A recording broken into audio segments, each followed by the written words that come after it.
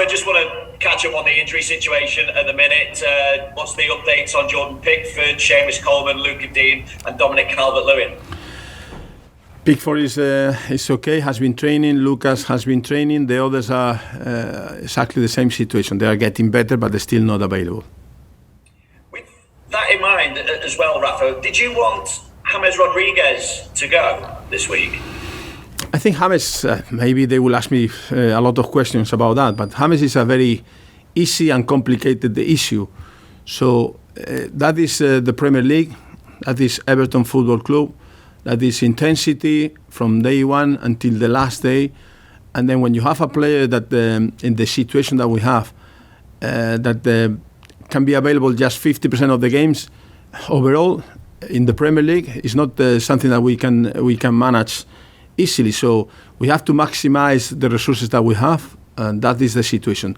If you talk about this time is a special time, difficult time, because it's a short-term problem. We have the two strikers that used to score goals last year not available now, but we have to think about the whole season. We cannot think about just 2 or 3 games. So we are in a good position, and I am quite optimistic that we will stay there. We will stay close to the top for a long time, because we will improve every week. But we have a short-term problem, yes, and we have to find short-term solutions, but at the same time we have to think about the rest of the season and the future of the club. I suppose the point I was looking to make was the thought to keeping him at least until January, because we can see how the squad gets depleted by injuries relatively quickly. Yeah, but it's not easy to find good offers when you want. You have to manage the offers when they are there, and that was the time. So we couldn't find the right ones before. That was the right one for him. He's happy with that, and we have to do it, because what I would say, we have to maximize our resources, and then we have to be sure that the long-term future of the club is protected. Is it possible to add to this squad now? I'm thinking there's been the link with Serge Aurier. We know that you've been in the market for a right back. Is that a possibility? I don't see a clear option with that, because again, I will say we have to think about the future, not just the short term. Now we need to find solutions, but we have to be sure that the solutions are not just for a couple of months, it's just for the rest of the season and for the next years. So what did the League Cup exit tell you about your squad at the moment? I think it's a little bit unfair, because I think the second half we were much better, we have the chances, but I would say again, so you have the top 2 scorers of the team not available, and then you have to overload the other players, you have to demand more from the other players, and it's not easy, but we were really upset, because it was an opportunity to do well and to progress in the competition, but at the same time you have to move forward. So the main thing is to be sure that the players available can be ready for the game against Norwich, and then we can get 3 points and then start thinking about the next one. But it will be like that. But I would say again, it's an issue now with some of the players not available, and we have to manage. That's it. On top of that, though, has Tuesday night maybe helped decide on a plan for what you want to do in the January transfer window when it comes to strengthening it again?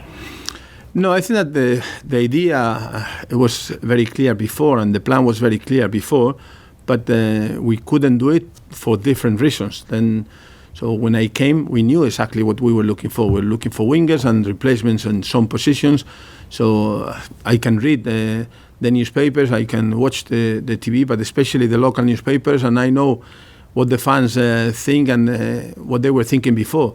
Then we were trying to manage things in a professional way, and at the same time bring what we needed. We could do it in some positions, we couldn't do it in another positions, and then hopefully we can be ready for the next transfer window and we can improve the squad a little bit. The competition always is good, so we will try to bring some players that they can push, and then everyone will be a little bit better. As you say, Rafa, it has overall been a good start to the season. So just how important is Saturday in terms of getting things back on track once again? Yeah, it's really important for us. So I said before, I'm quite pleased with everything, with the attitude of the players, the way that we were playing, especially at home. I think that the fans appreciate the commitment of the players, the intensity, the offensive football that we were doing. So I want to see that, but at the same time, I will say that Norwich is more dangerous than people think because it's a good team. They promoted twice, playing well, playing good football, and they will do the same. They can make mistakes, but they can be a nightmare. So hopefully we can play at the same level and with the same intensity that we did in the last games and at home, and we can beat without conceding and not suffering a little bit. Also neglected to mention Richarlison. Rafa, how's he as well? Is he available? No, he's not available. He's getting better, but I would say that the two strikers, they are not available. So we have to be sure that the people around, the wingers and the defenders, if it's necessary, Rondon, so all the players that they could be there in the final third, they are capable to score goals. We have done with different players, and maybe you will ask, or maybe someone will ask about Rondon, but it's a question of time for him. So nobody can be 4 months without playing football, training at home with the COVID and all these things, and after expecting to score 3 goals in every game. So he has to improve his fitness, and he was great for us with Newcastle. He was great for us with Dalian in China, and it's just a question of time that he has to improve his fitness, and he will give us also goals. Apart from the wingers, as I say, midfielders or defenders. So we need goals from anyone. It doesn't matter. Is Rondon then doing extra work at the moment, Rafa, just to get up to speed? And what's he doing? No, he's training really well. His commitment and his passion is there. So you can see that he's fighting in every game. But what I said before, so we have had players, and I remember talking with some of the players, and when they have the COVID, you stay at home, isolated, you train on your bike, things like that, and it's impossible to have much fitness after 4 months. So you need some time, and he will do well. Is he kind of going through a mini pre-season? No, not really, because you have to play games. So we were not expecting to play him when we have Richarlison injured. So we have to throw him to the arena, and then that's it. And then he did it. I remember when he played his first game with Newcastle United was the same. So he was not fully fit, but we have to play him. So the perception from outside is, he's not fit. Yeah, we know that. We knew that. And he will be better because he's training really well. Finally for me, Rafa, just to check, because we've got an international break coming on. Are the likes of Richarlison, Calvert-Lewin, even Seamus Coleman as well, are they likely to be unavailable to play international football? No chance. In the break? No chance. They will not be available, almost 100% sure. Thanks, Rafa. Thank you. Thanks, Vinny. We'll go to Andy Sixsmith at Premier League Productions, please. Hiya, Rafa. Hiya. Just after those 2 defeats in a week, I suppose, is there a risk of overreaction from fans, media alike, after what you've just said there? It's been a pretty good start of the season for Everton. Yeah, has been really good, and also not just the results at the end. It's just the way that we were playing, the way that we were reacting. So I think that the fans appreciate that. It's more Everton style, what we were doing. And then what we have to do is to be sure that we are ambitious, and then we continue with this style and trying to improve. I'm 100% convinced that we will continue improving, because we used to do it in all my life as a coach.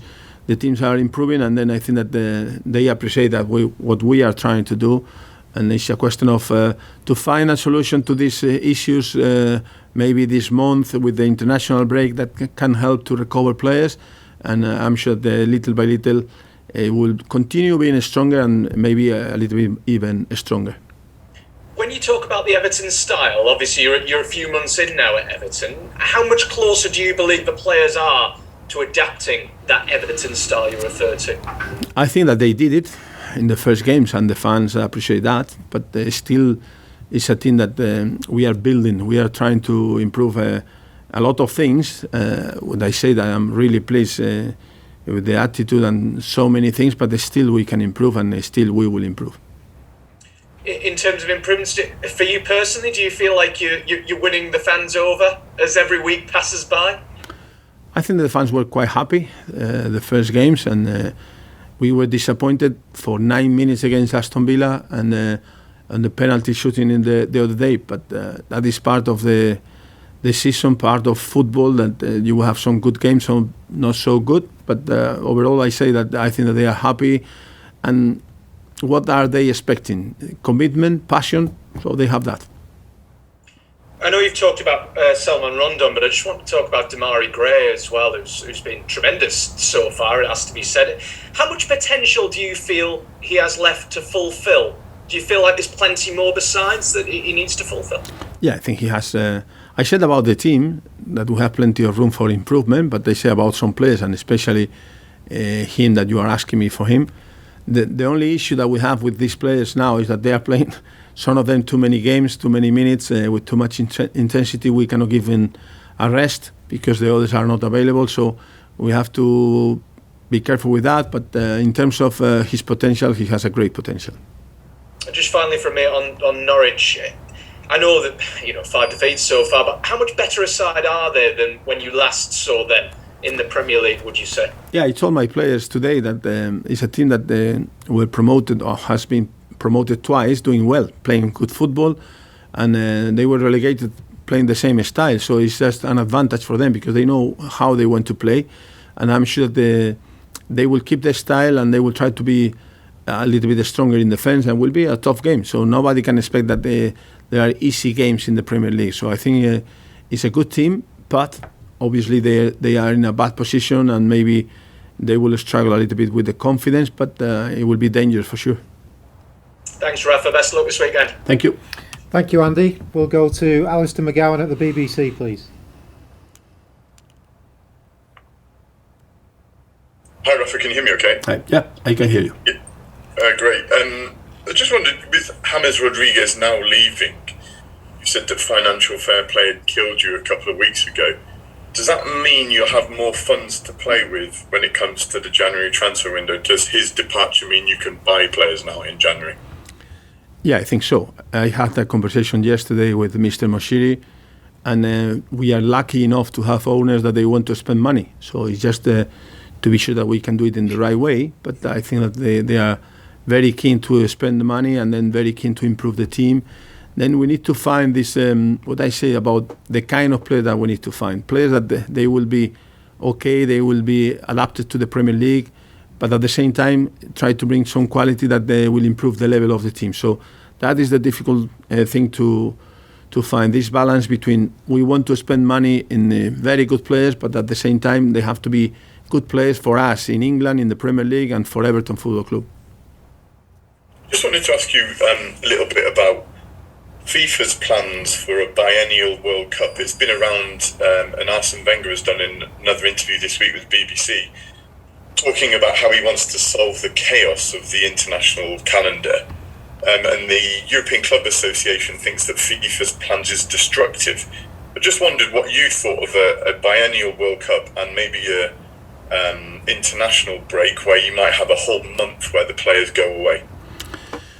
Yeah, I think it will be interesting to know exactly all the details, but my first impression with international football now is that you have too many games, and they told me the other day, nothing games. So when you play against a country that you can beat them 5-0, 10-0 or something like that, the only thing that you are doing is wasting time and risking your players traveling around the world. So for me, too many international games, and we have to be careful with that because in the end, the clubs are paying the players and they have to perform in their leagues and have to compete at the maximum level. No games that you see now, when you have to qualify for the Euros, you have to qualify for the World Cup, maybe 60% of the games means nothing because you will win already. So it's not that you have to play more games. You have to play less games and more intensive games and more competitive games. What do you think about the idea of having a World Cup every 2 years? If I think that we have too many international games, so you know my idea. Just last of all, there's a game that's going to be taking place this Sunday up in the northeast, where they're going to play it without heading, just as an experiment around the whole issue of heading in football and dementia. I just wondered what you thought of that, and also there has been some guidelines this season where you've had to restrict the amount of full force headers in training. I just wondered if you could give us an idea of how that has gone in training with Everton. Yeah, you follow the guidelines for sure, so it's not a big issue. But also I will say that the balls are different now than in the past, and the game is also different. So you play more on the floor, you play more passing games. So I think that has changed a little bit if you compare with the past. And anyway, we will follow the guidelines, and we will try to play. Normally, we try to play. We have a lot of exercises that we play the ball on the floor, so this is like that. Thanks, Alistair. Thank you. We'll go to Steve Roberts, Radio Merseyside, please. Thank you. Hi, Rafa. Hi. You spoke about Damari Gray earlier. Andros Townsend's made a really good start with the club as well. How much is his experience helping you on the field and off the field with the squad as well? I will not say his experience helping me. I will say his experience and his behavior helping the young players around and the rest of the teammates, because he's very professional and he's training really well, but also he's competing really well. So I think it's an example of what you are looking for in a professional football player.